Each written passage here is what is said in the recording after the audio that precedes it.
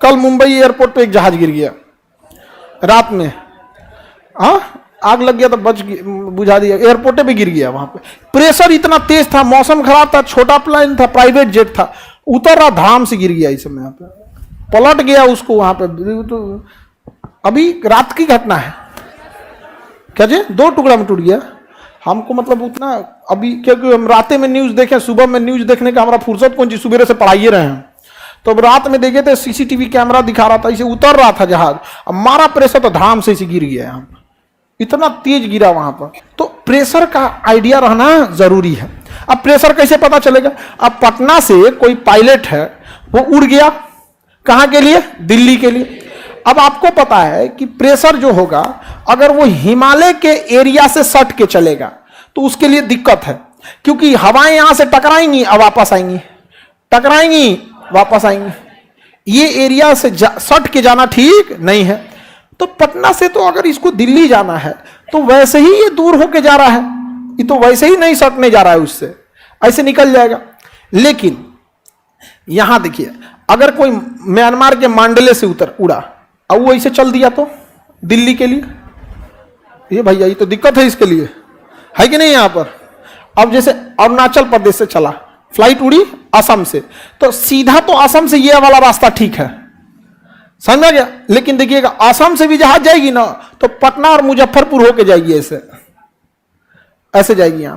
समझ में आ गया कि नहीं? क्या रीजन क्यों है? उसको प्रेशर को क्या करना है? मेंटेन करके हवाओं का। तो हमें जहाज में कोई रास्ता दिखाने वाला चाहिए, वहां कोई है नहीं कि रोक के पूछेंगे चाचा कितने प्रेशर ज्यादा है। अब आपके पास एक मैप है, और उससे पहले, उस मैप से पहले वहां पहले कोई एक जहाज भेजना होगा जिसमें सवारी न बैठे, बल्कि उसमें केवल मशीन लगाया गया हो जो इस बात को नापे कि कहां प्रेशर कम और कहां प्रेशर ज्यादा।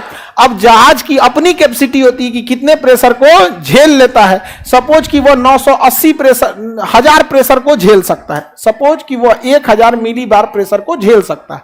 जहाज का स्ट्रक्चर ऐसा है।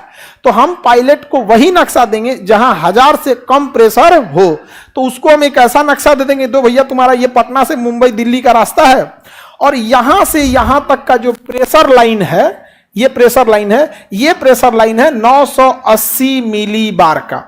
अब पायलट को पता है कि कितना प्रेशर है, 900। अब यहां एक पॉइंट बना के लिख देगा 1200 मिली बार। यानी अब पायलट को समझ में आ गया कि बाबू इसी रेखा को फॉलो करो। अगर बाय द वे रास्ता आगे पीछे भी करना पड़े ट्रैफिक की वजह से, कभी कभी जहाजें आगे पीछे हो जाए ट्रैफिक, तो इधर जाने से अवॉइड करो, इस साइड आने के लिए करो। लेकिन हम ये कैसे मान लें कि इधर 1200 है तो इधर उससे ज्यादा होगा या कम होगा? तो यहां भी किसी एक पॉइंट का वहां प्रेशर लिखा होगा। मान के चलिए यहां लिखा 800, तो इसका मतलब इधर जाएंगे तो प्रेशर बढ़ेगा, इधर जाएंगे तो घटेगा। तो बताओ बाबू लाइव वाले सब लोग, पायलट किस लाइन को फॉलो करेगा? Blue line. नाम क्या इस लाइन का? 980। 980 नंबर लाइन को क्या करेगा? फॉलो करेगा। करेगा कि नहीं करेगा? इसके अपर साइड जाएगा कि नीचे वाली साइड में? इनकेस अगर इमरजेंसी में जाना हो तो किधर जाएगा? नीचे वाली, उस साइड में नहीं जाएगा। अब इस रेखा का कोई ना कोई नाम होगा, तो वह रेखा जो दबाव बताती है, वह रेखा जो दाब को बताती है, उसे हम आइसो बार लाइन कहते हैं। आइसो का मतलब होता है एक जैसा, अब बार का मतलब होता है दबाव। इस लाइन पर एक जैसा दबाव फील होगा। समझ में आ गया कि नहीं आ गया? किसी को कोई दिक्कत? आगे बढ़े? नहीं समझ में आया? कौन सी लाइन? तो जहाज में जो पायलट को नक्शा दिया जाता होगा, खाली भारत का नक्शा बना के दे देगा, उस पर पूरे भारत में कहां दबाव कितना है वो पूरा प्रेशर लाइन उसके पास होता है, उसी को पैटर्न फॉलो करके जाता है। और जहां इधर उधर करेगा ना, टर्बुलेंस होगा। एक बार हुआ क्या था, एक फ्लाइट मुंबई से न्यूजीलैंड के लिए उड़ी थी और इंडियन ओशियन को पार कर रही थी। अब यहां से न्यूजीलैंड जाएगी, इंडियन ओशियन में एक आइसो बार लाइन था जिसे अवॉइड करना था। और इन केस अगर आपको लेफ्ट और राइट, जैसे यहां जाना है, तो इन केस अगर आपको लेफ्ट राइट मुड़ना है तो किधर मुड़ेंगे? लेफ्ट कि ऊपर की ओर मुड़ेंगे? तो रिस्ट्रिक्टेड। तो पायलट ने क्या किया, उसने देखा कि भाई जिस आइसो बार लाइन पे हम जा रहे हैं, इसके राइट साइड में जो प्रेशर है वो भी जहाज झेल लेगा, लेकिन ब्रेटर होना चाहिए लेफ्ट साइड में। लेकिन पायलट एक्सपीरियंस, राइट मोड़ दिया, वहां पे कोई दिक्कत नहीं हुआ, जहाज का स्ट्रक्चर ठीक था, झेल लिया, लेकिन टर्बुलेंस ज्यादा हुआ। अब टर्बुलेंस जब ज्यादा हुआ तो DGCA, director general of civil aviation, वो सारे जहाजों का रिकॉर्ड रखता है कि कितना तगड़ा प्रेशर आया था इस पे। अब वो पायलट पे इंक्वायरी लगा दिया कि इतना तगड़ा तुम प्रेशर वाले एरिया में घुसा क्यों, और पायलट को 2 महीना के लिए सस्पेंड कर दिया कि 2 महीना तक आप जहाज नहीं उड़ाएंगे। समस्या ये है ना कि 2 महीना बाद अगर वो जहाज उड़ाने जाएगा ना तो फिर एग्जाम देना पड़ेगा उसको। हाँ, यही पड़ेगा, हर 3-4 महीने पे पायलट का एग्जाम होता है दोबारा। आप सोचिए कितने लोगों की जिंदगी लेके जा रहा है वो। हर 3-4 महीने पे पायलट का क्या होता है, एग्जाम होता है। जहां अगर आपको सस्पेंड किया गया या ग्राउंड किया गया तो फिर आने से पहले आपको क्या करना है, एग्जाम।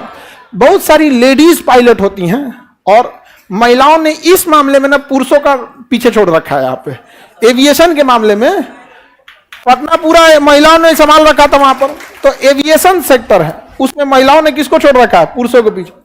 अब महिलाओं को जिम्मेदारी ज्यादा, फैमिली भी है, तो कुछ महिलाएं जब गर्भवती होती हैं तो एक मान के चलिए लास्ट के 3-4 मंथ में वो फ्लाइंग उड़ाने के लिए ठीक नहीं होती, तो वो मैटरनिटी लीव ले लेती हैं।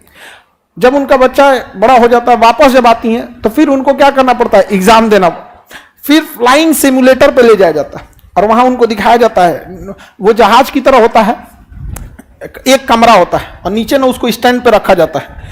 जैसे जहाज को दाहिने मोड़ेंगे ना तो कमरे में मुड़ जाएगा, दाहिने बाएं ऊपर नीचे, पटक देंगे तो धड़ाम से वो पटका जाएगा। यहाँ पे सेम वो क्या है, जहाज है, उस पे ले जाकर उसको वैलिडिटी चेक किया जाता है उसका कि मतलब ठीक है कि नहीं। 6 महीना से छोड़ ले है यहाँ पे। जैसे अब हम लोग को 4 व्हीलर चलाने का आदत छूट गया है तो हम लोग को काटना चाहिए ज्यादा, तो थोड़ा सा आगे पीछे भी हो जाता है। लेकिन भैया जमीने पे चल रहे हैं लोग, आगे पीछे भी होगा तो क्या दिक्कत है, वहां तो नीचे आगे पीछे हो गया दिक्कत हो जाएगा।